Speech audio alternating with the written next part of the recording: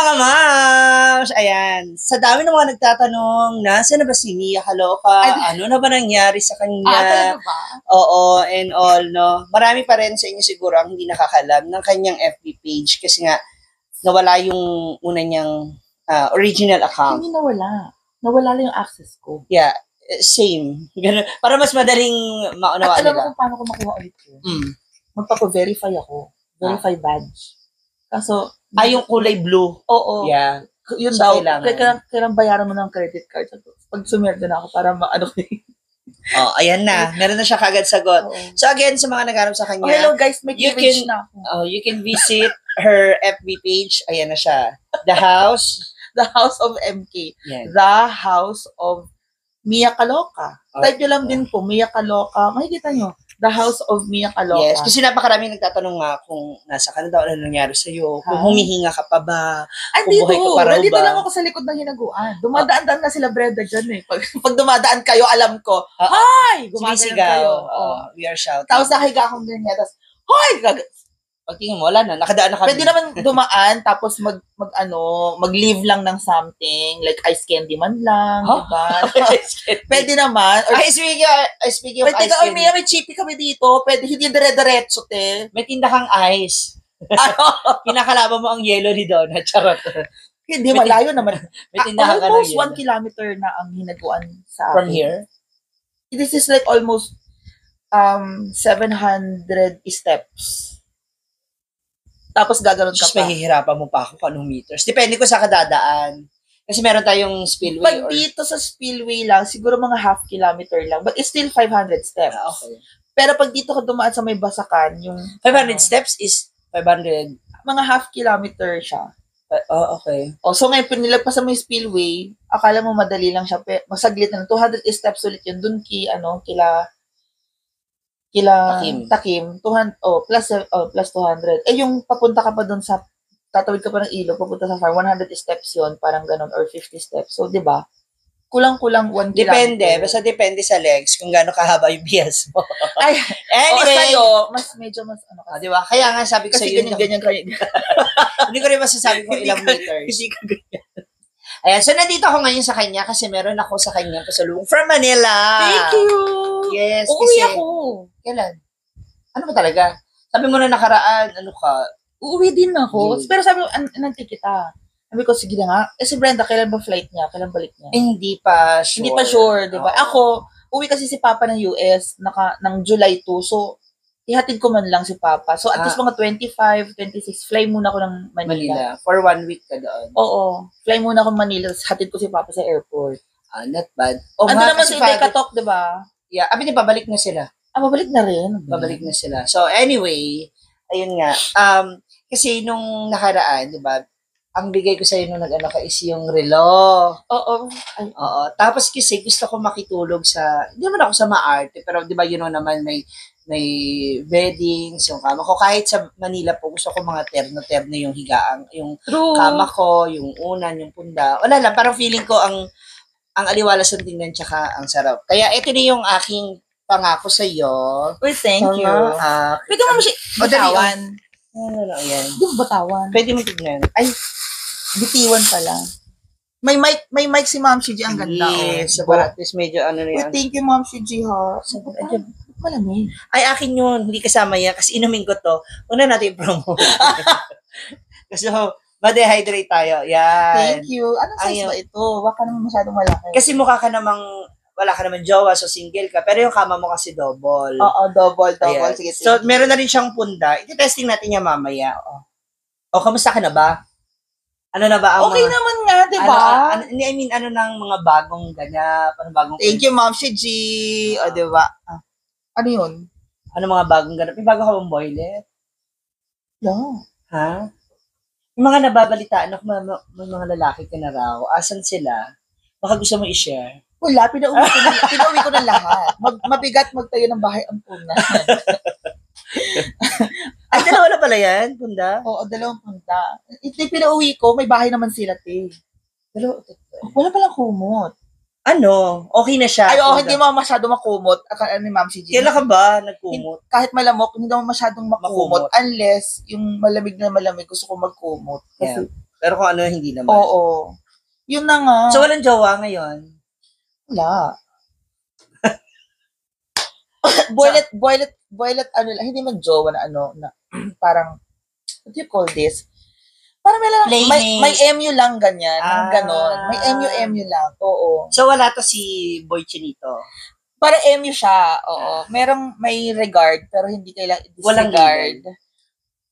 Parang, may mga ganyan-ganyan. May, ano ba label, mga akala mo talaga 18 anyos.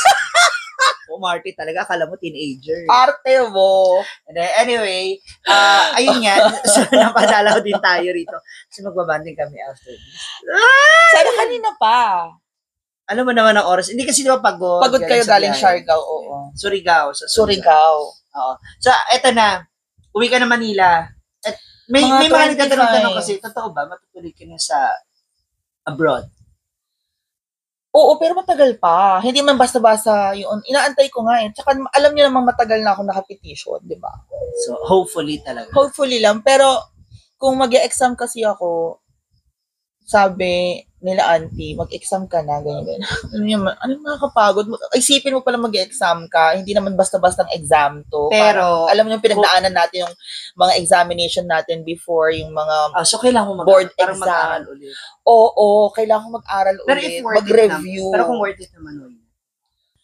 How many milliliters of saline solution are you going to infuse to a patient suffering from blah, blah, blah? Okay. Okay. Ano naman yan? Nasa say, what is the medication? In God's will, kung talang para sa'yo. Diba? Yung mga tanong na dumudugo yung ilong mo. Ayun po. Or maybe baka kasi, syempre, baka iniisip mong mahirap kasi baka parang hindi na yun yung gusto mong line. Pero kasi kung talagang love mo yung ginagawa mo naman, diba? Tutuloy-tuloy, ipupurso mo pa rin yan kahit gano'n pa kahirap. Pero alam mo din na challenging din. Itong ginagawa din natin is challenging. Diba? See?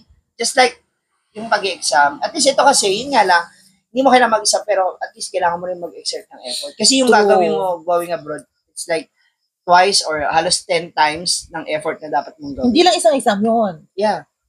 Meron pang exam, may English exam pa. Ay, you can handle it. Eto na. Kakakala mo naman. I-check din natin yung kanyang room. Pwede ba natin? May tao ba sa loob? Ay, nakalock. Teka lang. Excuse me guys, kukunin ko yung susi. Baka mamaya may tao. Kailangan ko kasi umalis ako. Okay. Baka may tao. So, syempre, kailangan makita rin natin kung mag-fit yung binigay nating sa kanya. Oo. See? Look at the bed. Diba? Dito, halika. Diba? So, ngayon nandito na tayo sa room ni asa na kayo? Ititest natin yung ating dala sa kanyang Uy, kasha siya, ma'am. Si I love beds. Ayan. Sa dulo. Let's test it. May pwede na, oo. It's about time na palitan na rin kasi siya, ma'am. Shiji, thank you. May bago tayong bed. May bago tayong bed sheets, guys.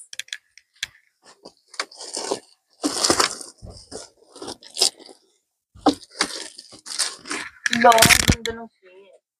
The color, and even the color. Oo, perfect ang fit. Fit. Ala, thank you. Alam ko sa binibilan mo nito. Ito ang perfect ng fit. Pasadya ko to. Ang perfect ng fit. Thank you. At saka hindi na talaga yung malulukot. Oo, thank you. Ang perfect ng fit niya. See? Yan natin yung... diba? Thank you. Look at that. Hindi na siya mag... Ang perfect. So, kahit magpagulong-gulong kayo dalawa, yan ang ginagawa mo. Ha? So, kahit magpagulong-gulong kayo, hindi siya basta-basta malulukot. I love it. Thank you, ma'am. Diba? And that is only 500 pesos.